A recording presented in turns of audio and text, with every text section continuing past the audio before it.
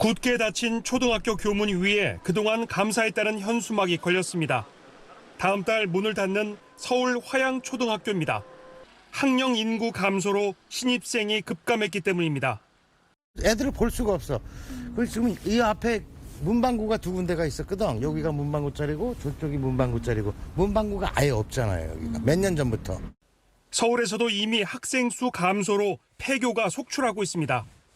어린이집은 상황이 더 심각해 4년 만에 전국에서 8천여 곳이 문을 닫았습니다.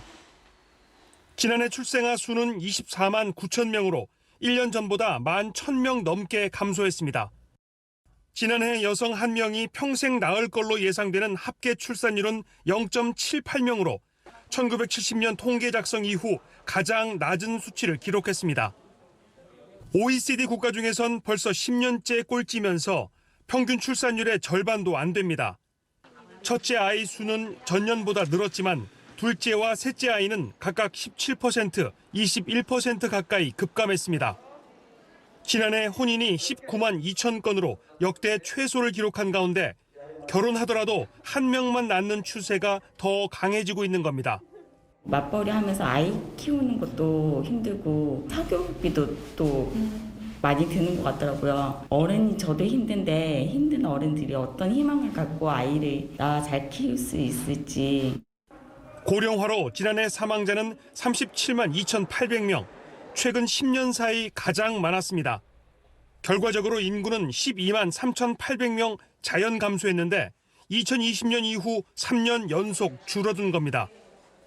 인구 절벽이 고착화되고 있는 가운데 우리나라 총 인구는 오는 2045년 4천만 명대로 내려갈 것으로 예측됐습니다.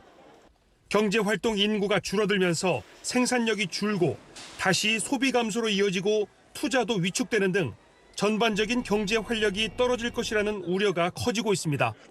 SBS 조기호입니다. 지난해 출생과 사망 통계가 나왔는데 네. 대충 예상도 되고 알고 있는 얘기지만 통계 결과 볼 때마다 정말 충격적입니다. 네, 그렇죠. 네. 여성 한 명이 평생 낳을 걸로 예상되는 평균 아기의 수, 네. 이제 0.78명입니다. 이 숫자가 0.8대였을 때 이미 전 세계에 이런 나라가 있었던 적이 없다는 위기감이 엄청났는데 또 떨어졌습니다. 요새 길에서 유모차 지나가면 요즘 저런 갓난아기 오랜만에 봐. 이런 말 많이 합니다. 그럴 수밖에 없습니다. 인구 1000명당 4.9명밖에 태어나지 않습니다. 지난해 한 명이 태어날 때 1.5명꼴로 사망했습니다. 인구 1000명당 2.4명이 사라졌습니다.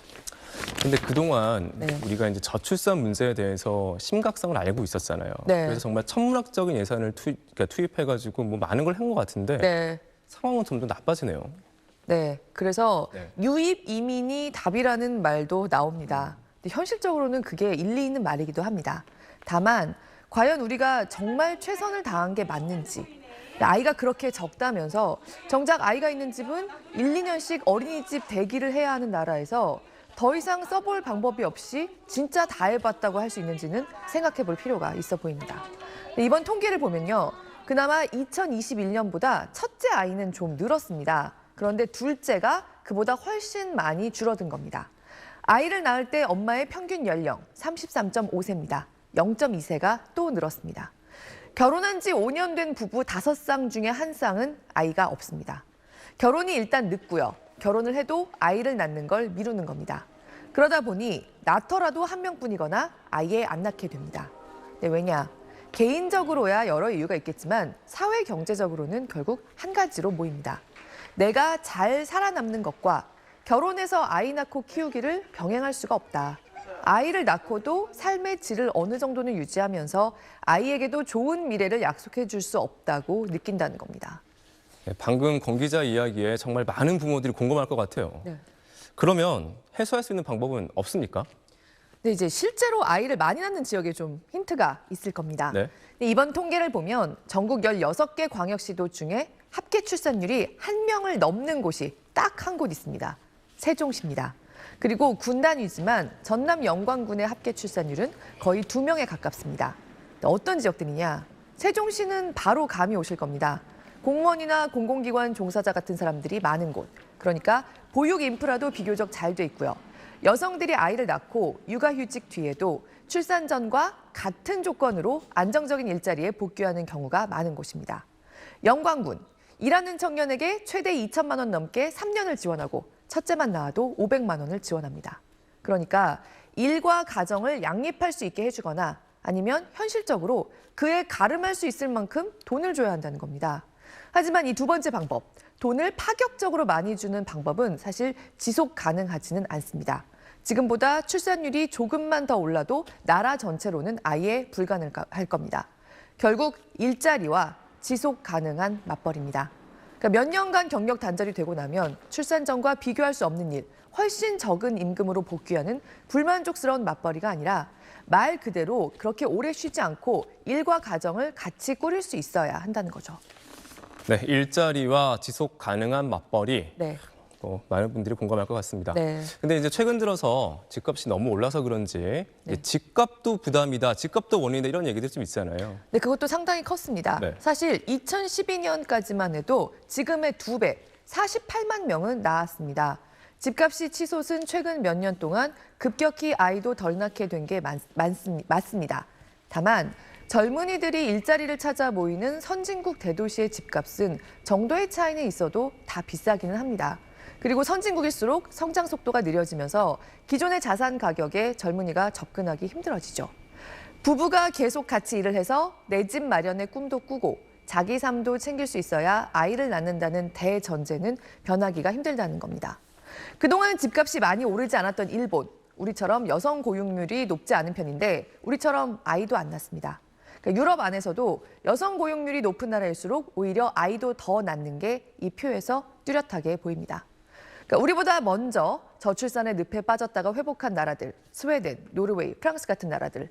이 나라들이 몇십 년을 저출산 대책을 해보니 제일 효과적이었던 건 스웨덴과 노르웨이가 도입한 석 달간의 남성 의무 유급 육아휴직 제도 같은 것들처럼 함께 일하고 함께 아이를 기를 수 있게 하는 환경, 정말로 일과 가정을 양립하게 해주는 정책이었다는 보고서도 나온 적이 있습니다.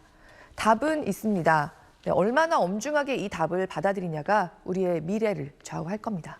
작년에 우리나라에서 태어난 아이 24만 9천 명입니다. 48만 명이 태어난 10년 전과 비교하면 반토막 난 수준입니다.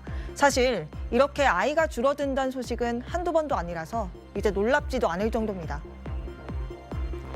여성 한 명이 평생 낳을 걸로 예상되는 아이 수를 합계 출산율이라고 하는데 이건 0.78명 나왔습니다.